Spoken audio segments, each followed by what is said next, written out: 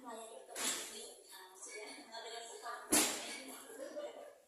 dan juga udah ketemu juga bulan lalu, puji Tuhan. Teman-teman, perkenalkan nama aku Felicitas Tata Purwani, tapi biar gampang panggil aja Rani. Hai teman-teman. Aku berasal dari Persekutuan Doa Pembaharuan Karisma Katolik Gereja Kristus Raja Alam. Tahu Karawang? Tahu. Berarti kapan-kapan main ke sana ya. Oke teman-teman, malam hari ini kita mau bahas tema dancing in the rain.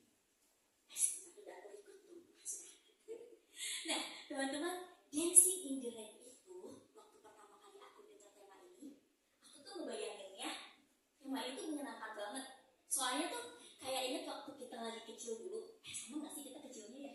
Jadi waktu aku lagi kecil dulu, itu aku suka hujan-hujanan teman-teman. Suka main hujan-hujanan sama teman-teman, suka nari-nari, suka lari-larian bareng sama teman-teman aku. Ada nggak yang sama kayak aku? Oke, berarti maksudnya kita bahagia ya.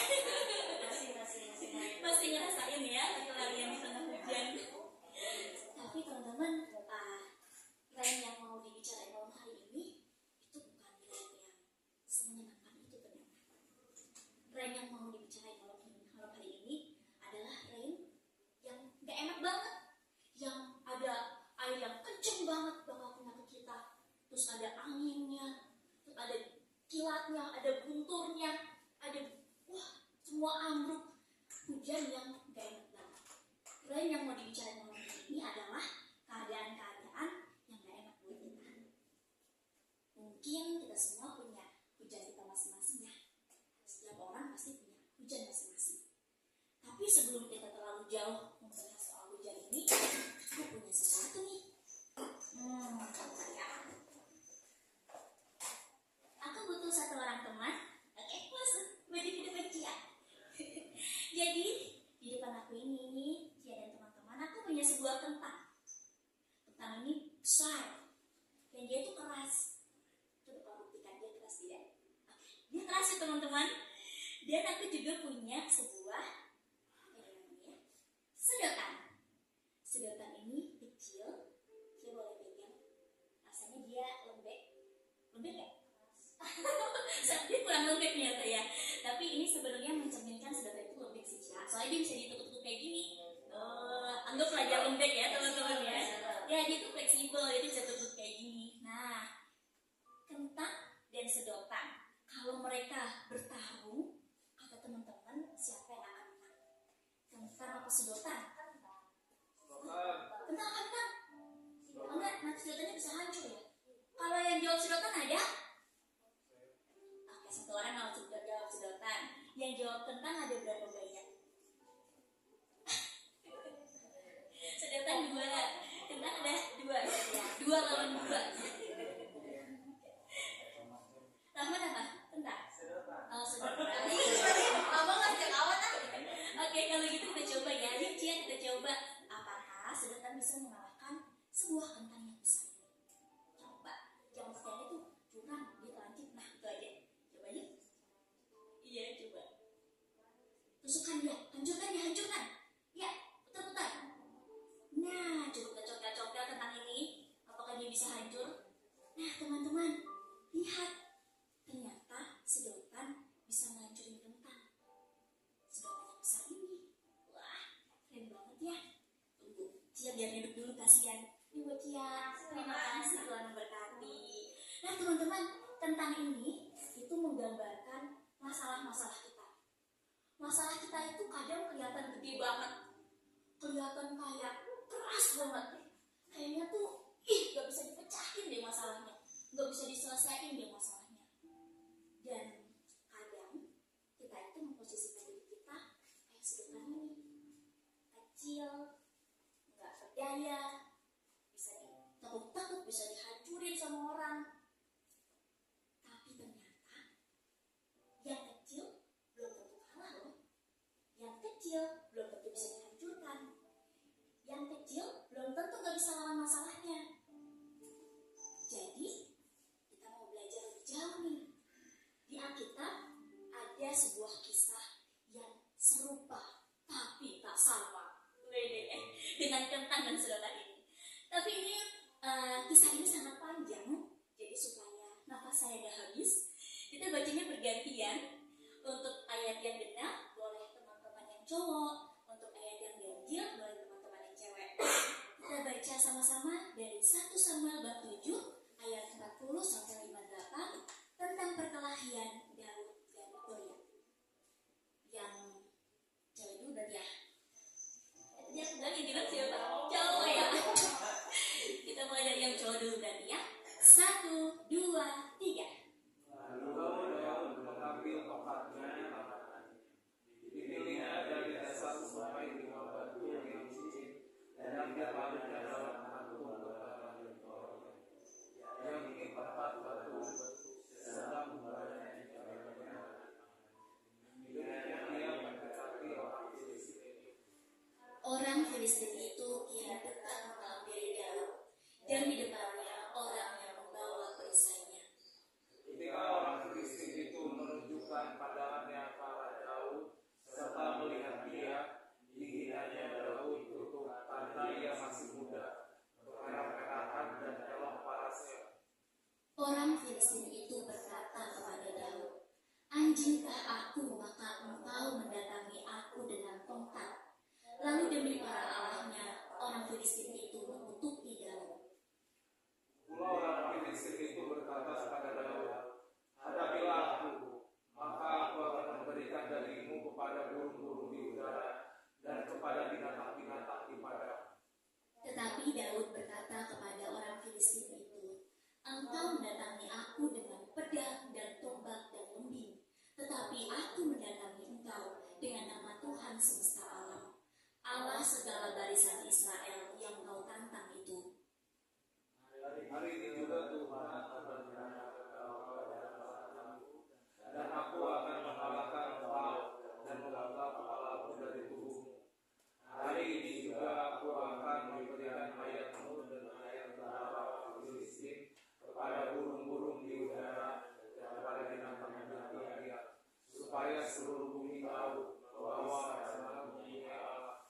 Dan supaya segenap jemaah ini tahu bahwa Tuhan menyelamatkan bukan dengan pedang dan bukan dengan lembing, sebab di tangan Tuhanlah pertempuran, dan Ia pun menyerahkan kamu ke dalam tangan kami. Ketika orang Filistin itu bergerak maju untuk menemui Daud, maka segera Daud berlari ke barisan musuh untuk menemui orang Filistin itu. Lalu Daud memasukkan tangannya ke dalam kantungnya, diambilnyalah sebuah batu dari dalamnya, diumbannya, maka kenalah dahi orang Filistin itu, sehingga batu itu terbenam di dalam dahinya, dan terjerumuslah ia dengan mukanya ke tanah. Demikianlah Daud mengalahkan orang Filistin itu dengan pedang. Ia mengalahkan orang Filistin itu dan membunuhnya tanpa pedang di tangannya. Daud berlari mendapatkan orang Filistin itu, lalu berdiri di sebelahnya, diambilnyalah pedangnya, dihunusnya dari sarungnya, lalu menghabisi dia. Dipancungnyalah kepalanya dengan pedang itu. Ketika orang-orang Filistin melihat bahwa pahlawan mereka telah mati, maka larilah mereka. Maka bangkitlah orang-orang Israel dan Yehuda. Mereka bersorak-sorak lalu mengejar orang-orang Filistin sampai dekat Gat dan sampai pintu gerbang Ekron. Dan orang-orang yang terbunuh dari orang Filistin bergemaman di jalan sehari sampai Gat dan sampai Ekron. Kemudian pulanglah orang Israel dari perburuan hebat atas orang Filistin, lalu menjarah perkemahan mereka. Dan Daud mengambil kepala orang Filistin yang tangan kirinya itu dan membawanya ke Yerusalem. Tetapi senjata-senjata orang itu ditaruhnya dalam kemahnya. Ketika Saul melihat Daud pergi menemui orang Filistin itu, berkatalah ia kepada Abner, panglima tentaranya, "Anak siapakah orang muda itu, Abner?" Jawab Abner, "Demi Tuanku hidup ya Raja, sesungguhnya aku tidak tahu." Kemudian Raja berkata, "Tanya-tanya anak siapakah orang muda itu?" Ketika Daud kembali sesudah mengalahkan orang Filistin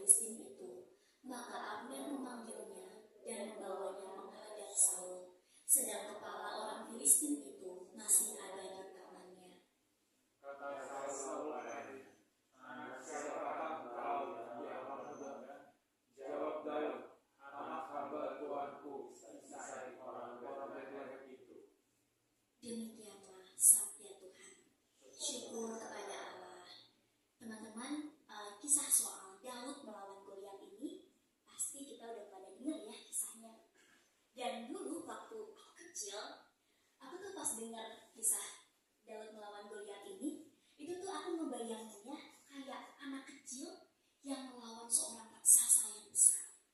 Terus kalian juga kayak ngebayanginnya seperti orang yang lemah yang melawan orang yang kuat. Tapi sebenarnya ada yang unik dari kisah ini. Ada sebuah karya Tuhan di dalam kisah ini. Teman-teman, Daud itu adalah seorang anak yang tidak diperhitungkan. Kenapa ya bisa ngomong gitu? Jadi ceritanya waktu itu Nabi Samuel tuh mau datang ke rumah Isai ayah Daud. Kalau kita ngebayangin di zaman sekarang, itu misalnya kalau ada bapak uskup mau datang ke paroki kita, dia tuh pasti bakal heboh ya, kayak bersih-bersih gereja. Terus kita nyiapin nih makanan-makanan terenak buat bapak uskup pas datang.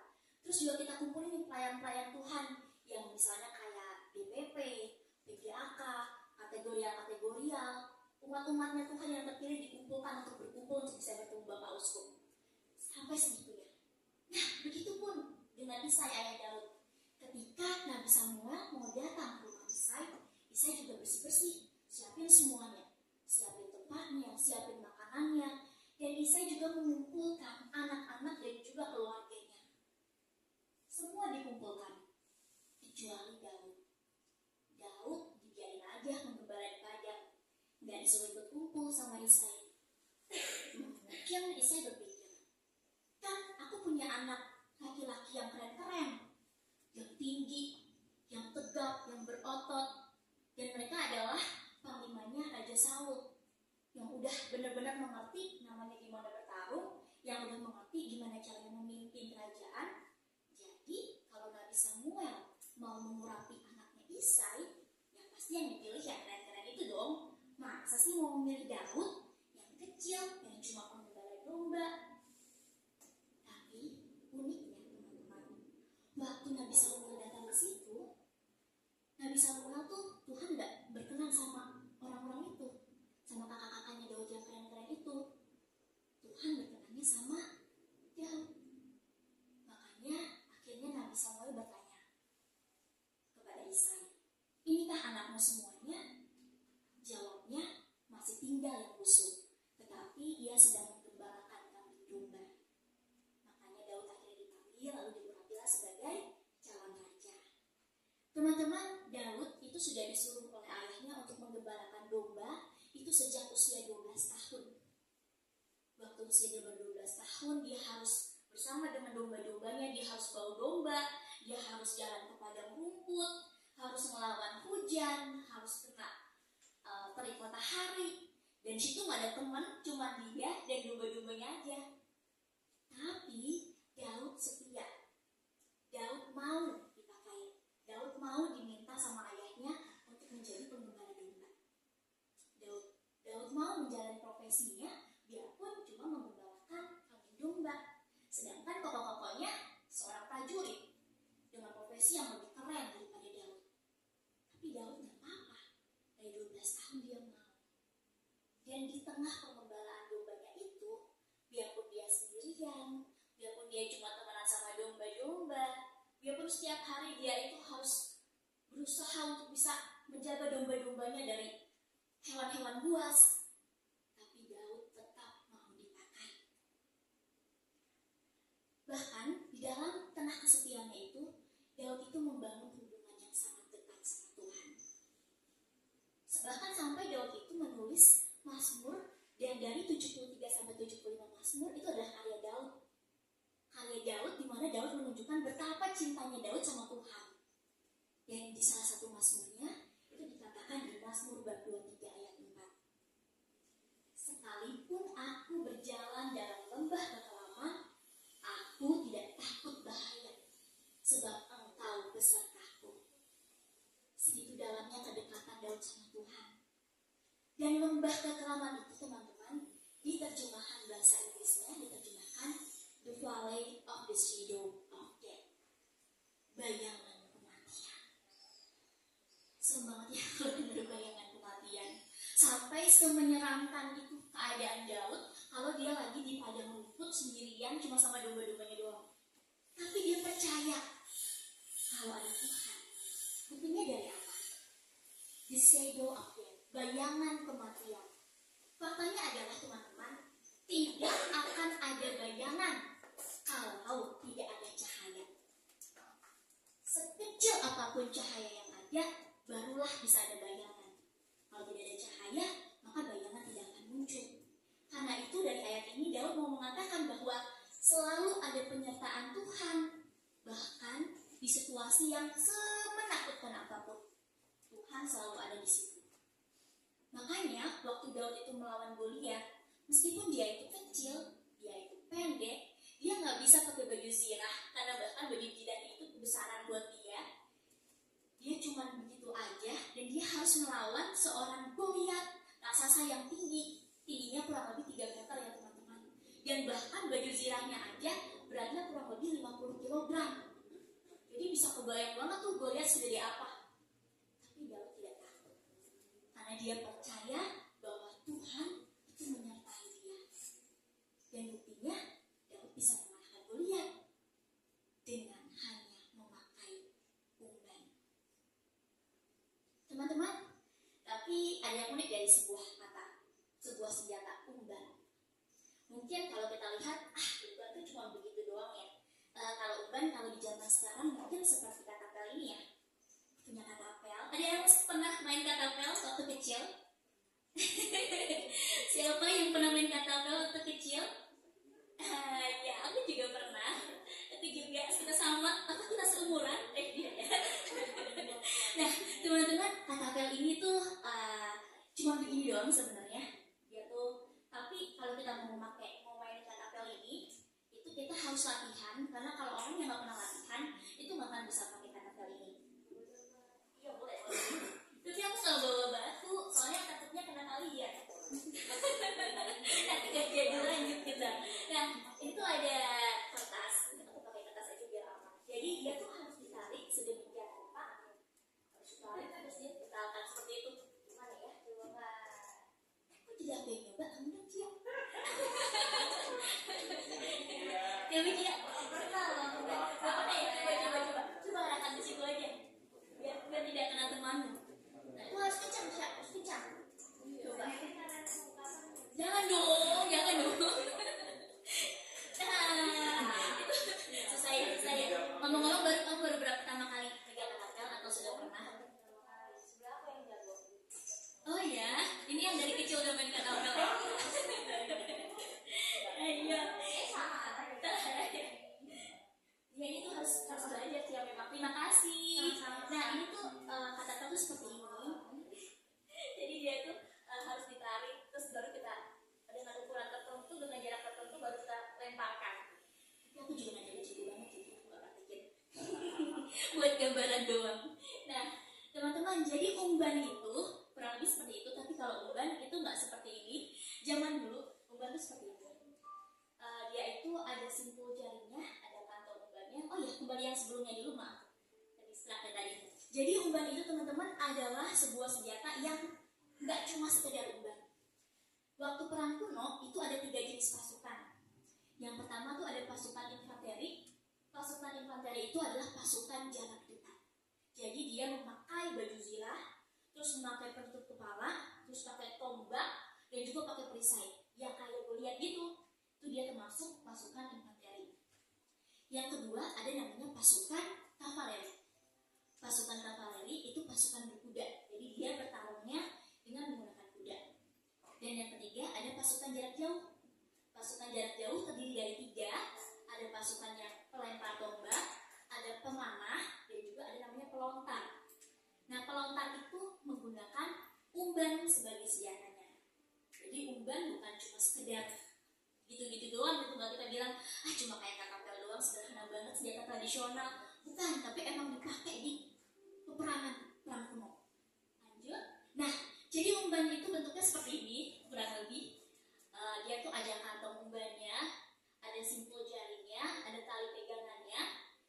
Kita masukin batu ke dalamnya, terus kita putar dengan cepat, dilepaskan pada waktunya dengan jarak tertentu, dengan kecepatan tertentu. Jadi waktu Daud itu tinggal di sana, itu Daud ada di lembah Tarbantin. Di lembah Tarbantin itu batu yang ada di sana adalah batu barium sulfat. Dan batu barium sulfat itu teman-teman 2 kali lipat kepadatannya dari batu biasa. Jadi bisa kebayang kalau kena ke dahi luar biasa banget ya. Dan ternyata kalau umban itu diputar dengan 6-7 putaran per detik akan menghasilkan batu dengan kecepatan 30 meter per detik.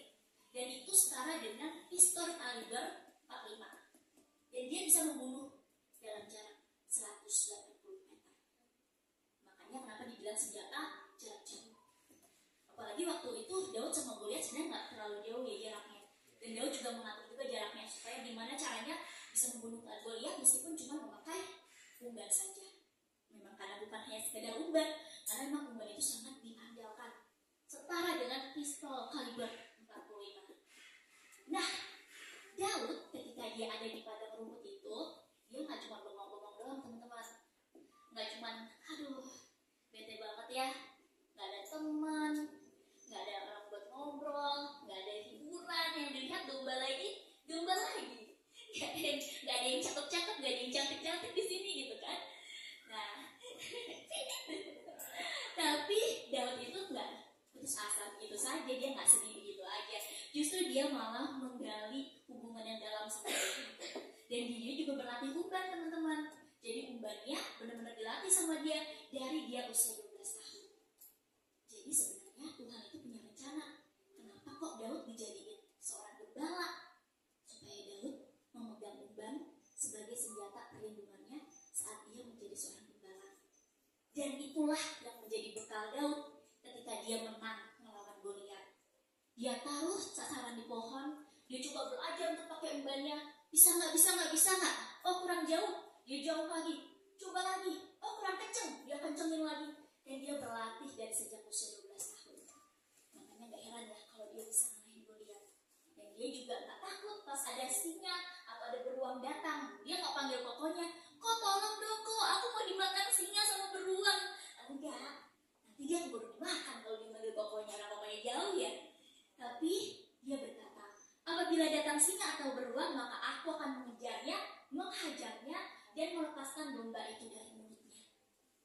Karena dia memang sudah punya senjata yang hebat. Dia sudah berlatih dirinya, dan dengan penyertaan Tuhan, dia tidak takut apapun. Nah, inilah pertarungan Daud dan Goliat yang memang sudah Tuhan persiapkan sejak awal. Daud dengan kemenangannya melawan Goliat.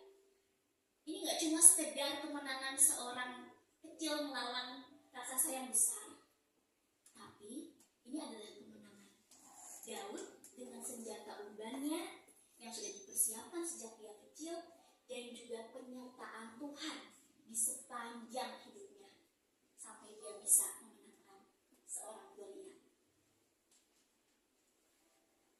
Jadi teman-teman, your reign is your practice. Setiap orang pasti punya hujannya masing-masing. Mungkin hujannya aku sama hujannya kamu, itu beda. Tapi setiap orang punya hujan masing-masing. Tapi di balik itu semua, Tuhan pasti menyiapkan senjata buat kita. Dari sejak kita dibaptis, kita udah punya senjata. Ada yang tahu senjatanya apa? Pinter banget sih Mas Tapan. Dapat ya sih? Jadi sejak kita dibaptis itu teman-teman, kita itu sudah mendapat Roh Kudus di dalam hati kita. Dan Roh Kudus itu yang sudah Tuhan persiapkan untuk kita boleh melawan setiap hujan yang boleh datang di hidup kita. Dikatakan di Yesaya bab 41 ayat 10, janganlah takut sebab aku menyertai engkau. Janganlah bimbang sebab aku ini Allahmu. Aku akan meneguhkan, bahkan akan menolong engkau. Aku akan memegang engkau dengan tangan kananku yang membawa kemenangan. Amin. Amin. Nah, sampailah ke sharing pribadi. Oke teman-teman, ini aku ada sharing pribadi aku. Jadi ini adalah hujan yang pernah datang dalam hidupku. Hujan yang menurut aku ini hujan paling berat yang pernah ada. Hujan yang benar-benar bikin aku down banget.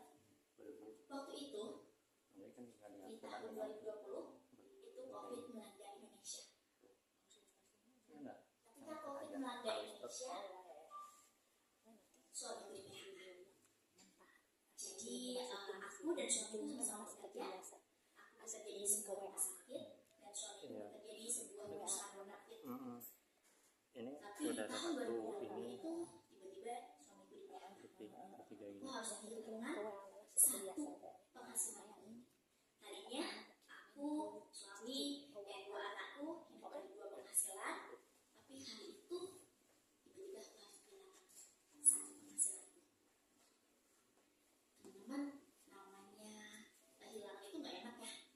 Bahkan kita kehilangan satu HP aja itu udah bisa bete banget. Karena kan di sini ada foto, ada m-bankingnya, mungkin ada memori-memori kita yang benar-benar berkesan banget ya. Tapi waktu itu aku kehilangan pekerjaan, suami aku kehilangan pekerjaan, aku kehilangan penghasilan. Aku kehilangan penghasilan dia setiap bulan yang dia kasih ke aku juga kehilangan THR yang setiap tahun bisa kita pakai buat mudik. Aku juga kehilangan bonus tahunan yang mungkin bisa benerin rumah kami kalau rumah kami bocor, atau segala macam keadaan-keadaan urgensi. Kehilangan itu. Dan waktu itu juga aku sedih banget. Aku sedih karena kenapa sih kok harus kehilangan semua itu gitu? Kenapa kok aku nggak bisa hidup nyaman-nyaman aja?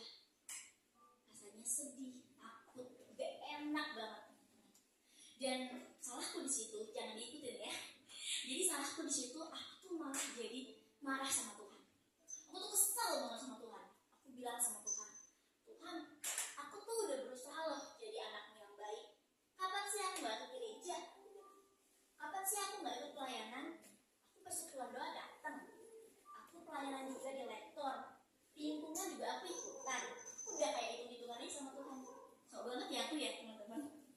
Aku udah hitung-hitungan sama dia. Kenapa sih Tuhan? Kenapa sih aku gak boleh hidup enak-enak aja? Udah dua penghasilan, anak-anakku sehat, mereka bisa kuliah sampai mereka gede, bisa sukses sampai mereka gede. Kenapa sih harus kehilangan? Dan teman-teman, penghasilan suamiku itu lebih besar dari aku. Jadi benar-benar selama kehidupan kami tuh benar-benar bergantung sama penghasilannya dibanding penghasilanku. Jadi itu benar-benar goncang banget. Pasti akan lebih berat kalau kehilangan suamiku yang dipecat daripada aku yang dipecat, istilahnya buruknya begitu. Tetapi Tuhan memberikannya suamiku yang kehilangan pekerjaan waktu itu. Jadi aku kesal banget sama Tuhan, aku marah banget. Dan ketika aku marah banget sama Tuhan itu, aku jadi kehilangan sukacita aku. Aku nggak bisa nih ketawa-ketawa sama teman-teman kayak malam hari ini. Aku nggak bisa nih sama teman-temanku, halo selamat malam, kenalan dong atau gimana, nggak bisa. Waktu itu aku benar-benar kayak udah kesel banget, udah kayak ya sukacitaku hilang benar-benar teman-teman. Dan kalau aku berdoa sama Tuhan, itu tuh udah nggak bisa ngerasain lagi Tuhan tuh ada di dekat aku, karena isinya itu cuma keluhan-keluhan aja. Tuhan hari ini nyebelin banget, kerjaan aku susah banget, nggak ada yang beres. Ini bikin kesel, ini bikin kesel, ini bikin kesel. Terus berdoa lagi, Tuhan anak-anakku rapotnya jelek-jelek, aku sebel banget. Mengeluh lagi. Tuhan suami aku di rumah tidur-tiduran doang, aku bersih-bersih rumah. Mengeluh lagi. Penuh dengan keluhan. Bahkan meskipun aku waktu itu tetap aktif pelayanan, tapi pelayananku terasa hambar. Doaku juga terasa hambar. Kenapa bisa bertahun teman-teman? Aku berdiam di dalam hujan seperti itu dan tidak menari. Kenapa bisa bertahun? Aku menjauh dari Tuhan dan jauh dari hadirat Tuhan. Lama-lama capek juga kalau hidup gak sama Tuhan. Karena kalau hidup gak sama Tuhan tuh kayak kita gak ada pegangan. Kita kayak udah terlalu banget ini aja kita di sungai ya. Makanya akhirnya aku suatu hari aku memutuskan untuk kayaknya aku butuh Tuhan nih. Gak mungkin ya aku kayak gini terus. Aku datang ke misa pagi. Terus habis selesai misa, aku coba doa di Gua Maria. Jadi di paroki kami itu ada Gua Maria juga. Terus aku berdoa di situ. Di saat semua umat sudah pada pulang, aku berdoa, aku berlutut. Terus aku cuma bilang, Bunda, aku kangen. Aku udah lama loh gak ketemu Bunda. Maafin aku ya Bunda, aku udah salah.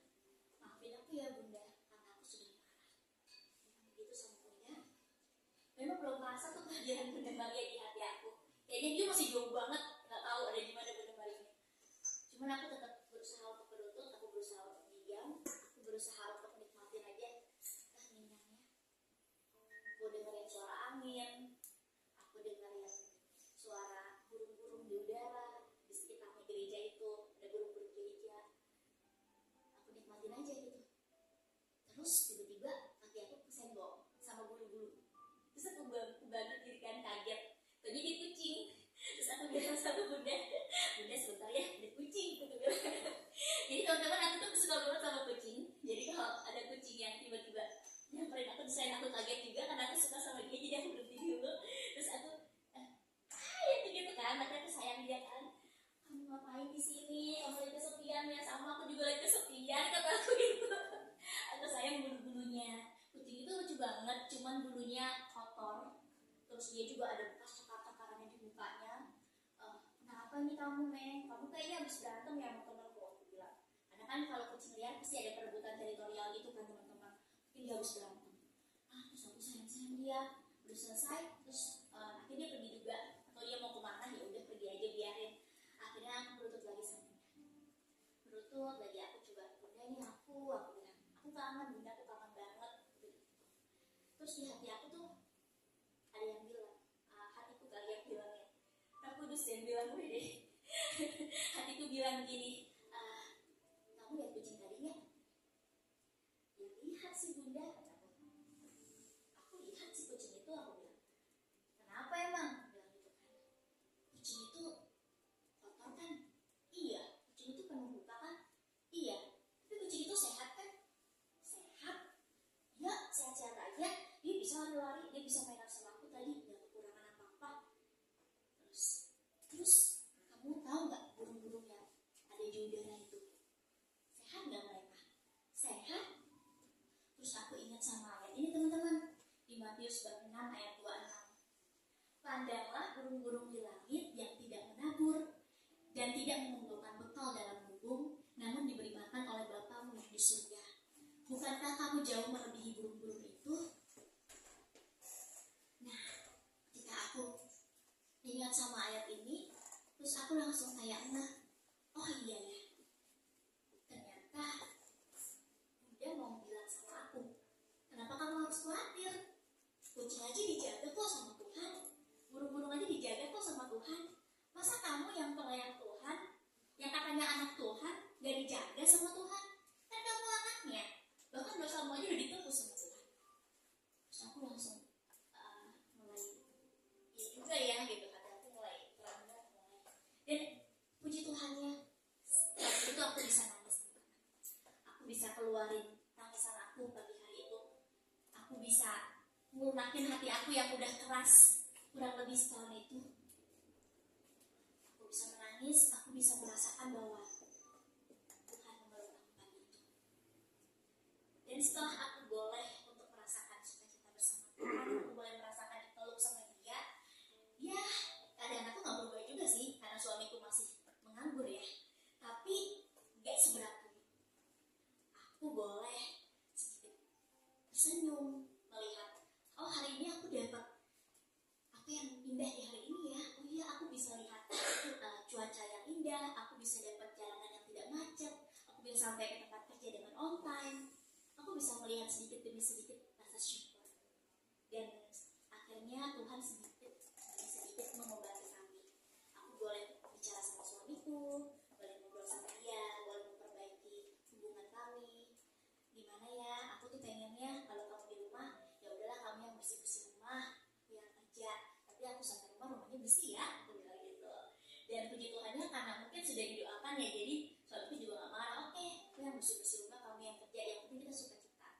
Terus juga aku juga mulai dekat dengan anak-anakku, mulai berusaha untuk doa bareng. Kalau malam aku coba atur waktu untuk bisa doa bareng. Jadi waktu selama setahun itu aku melarikan diri teman-teman. Aku tuh jarang pulang cepat, aku berusaha buat lembur, aku berusaha buat pelayanan di gereja biar nggak ketemu keluarga aku. Karena aku merasa kalau ketemu keluarga aku, bisa nggak ya aku nafkahin mereka sampai mereka pulang? Bisa nggak ya kami makan besok? Jadi ingat sama masalah-masalah itu. Tapi malam itu aku udah bisa lagi ketemu sama anak-anakku, ngobrol sama mereka, coba untuk minta maaf sama mereka, coba untuk doa bareng, coba untuk membenahi hubungan kami. Dan sedikit demi sedikit kami mulai Tuhan pulihkan. Memang sih pekerjaan itu tidak kembali. Memang sih kami harus hidup beberapa tahun dalam keadaan hanya aku yang bekerja. Tapi Tuhan membuat keajaiban sama lain, kami semakin punya komunikasi yang terbuka. Bahkan yang tadinya anak-anak dan juga suamiku tidak ikut pelayanan, jadi ikut pelayanan juga di gereja. Tuhan mengubahkan luar biasa. Dan setelah kurang lebih 2 tahun setelah aku bertobat dan dekat lagi sama Tuhan, Tuhan izinkan suamiku dapat pekerjaan lagi. Puji Tuhan. Puji Tuhan sekali. Memang tidak sehebat perusahaan yang pertama, tapi pekerjaan yang ini adalah pekerjaan yang cukup buat kami, cukup buat anak sekolah, cukup buat nabung kuliah, cukup buat semuanya. Dan mungkin itu yang membuat aku sangat bersyukur banget teman-teman. Jadi apapun yang mungkin lagi kita rasain, percayalah bahwa Tuhan itu nggak pernah kok biarin kita sendirian. Bahkan waktu tahun itu aku jauh dari Tuhan, aku tuh nggak pernah kok ngemis-ngemis ke orang-orang, nggak pernah minjem uang, mau online maupun offline, nggak pernah minjem uang. Jadi nggak tahu gimana caranya, tapi Tuhan tuh mencukupkan kami. Bahkan ketika aku jauh daripada Dia. Teman-teman, jadi gimana sih supaya kita tuh bisa dancing in the rain, menari di bawah hujan? Biarpun ada hujan seperti apapun, dia tetap bisa menari.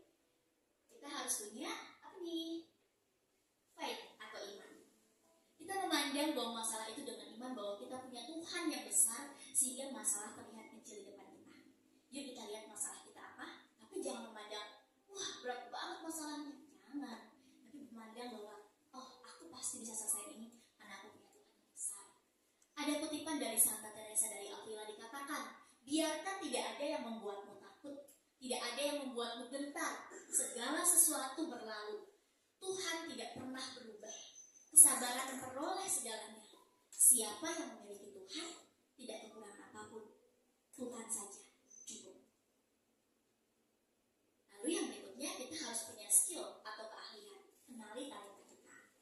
Seperti Daud yang tahu bahwa talentanya adalah umbannya itu, begitupun kita pasti punya talenta untuk bisa melawan hujan itu. Waktu suamiku itu di PHK dan menganggur, itu kami tetap bisa bayar uang gotong royongnya sekolah, uang gedungnya sekolah. Itu karena suamiku dapat panggilan-panggilan kayak pre-wedding, terus kayak foto event, karena dia juga seorang fotografer. Jadi ketika kami butuh bayaran itu, Tuhan kasih job. Ketika kami butuh bayaran ini, Tuhan kasih job. Tapi kalau lagi gak butuh bayaran apa-apa, Tuhan gak kasih job. Jadi unik banget pernyataan Tuhan waktu itu. Nah begitu pun kalian dan juga aku, kita semua, kita harus tahu keahlian kita itu apa, supaya kita bisa melawan hujan kita. Yang berikutnya konsistensi atau kesetiaan. Lakukan bagian kita dengan setia.